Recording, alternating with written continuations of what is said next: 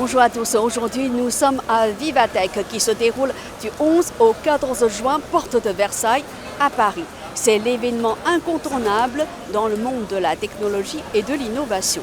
L'édition 2025 explore les frontières de l'innovation et cela passe par l'intelligence artificielle.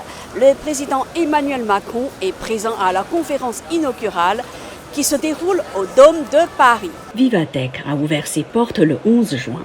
En fin d'après-midi, le président Emmanuel Macron est arrivé au Dôme de Paris qui se situe à l'intérieur du hall 1 du Parc des Expositions à Paris. Comme prévu, il a participé aux discussions entre deux grands noms du monde de la technologie.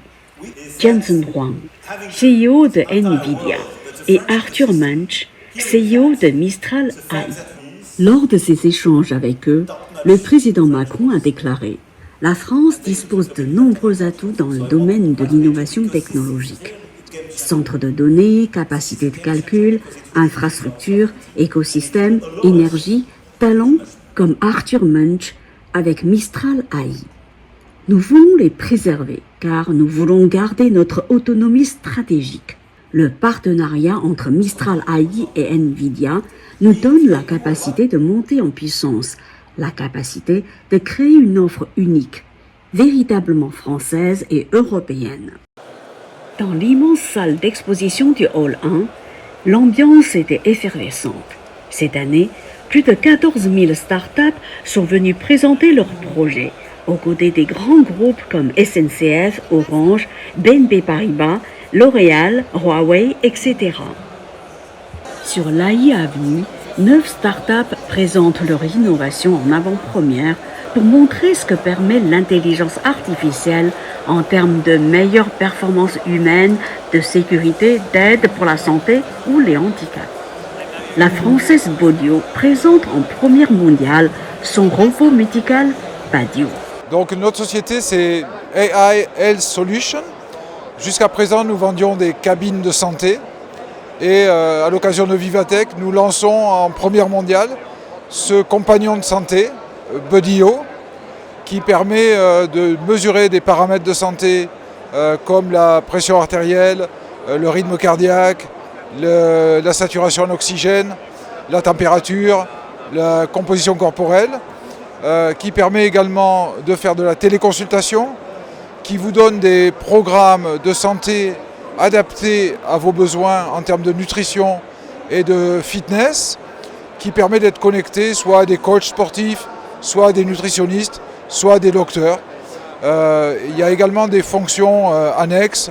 On peut regarder des vidéos, il y a un très bon son également.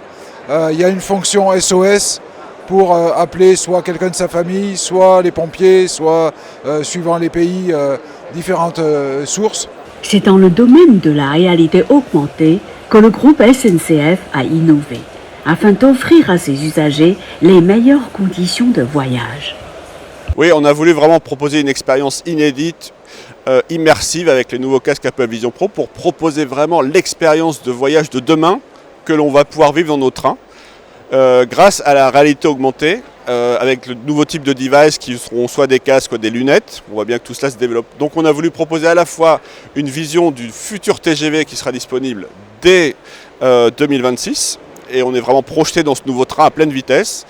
On a aussi évidemment le fait d'essayer à l'intérieur du train parce qu'on pense que c'est vraiment un des meilleurs endroits pour profiter de ces nouveaux usages numériques, le fait d'être tranquillement installé pendant 2 heures pour un voyage. Donc on va pouvoir essayer réellement ce que ça veut dire de bouger, de bouger ses fenêtres, d'être dans son univers, d'installer son bureau augmenté ou de regarder un film.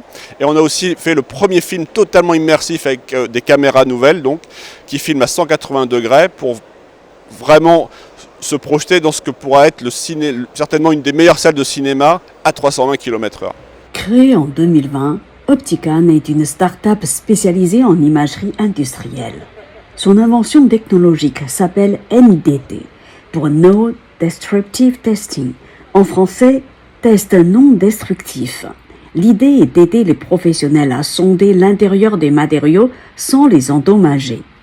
Nous sommes la société Optican, aujourd'hui représentée sur le stand de la Nouvelle-Aquitaine. Optican, c'est une jeune entreprise qui a créé des capteurs qui permettent de voir au travers de la matière. Donc aujourd'hui, on est venu présenter la station d'imagerie U-Sense, qui est une station qui va permettre de scanner différents matériaux, différentes pièces, composites par exemple, pour venir contrôler l'intégrité structurelle de la pièce et s'assurer de sa conformité avant sa mise en vente sur le marché. Pour l'édition 2025, les organisateurs s'attendent à plus de 165 000 visiteurs, soit autant voire plus qu'en 2024. Les visiteurs pourront aller à la rencontre de 14 000 startups, soit 1000 de plus que l'an dernier, et plus de 3000 investisseurs. En direct de la porte de Versailles, Camille Chen pour Montarin TV.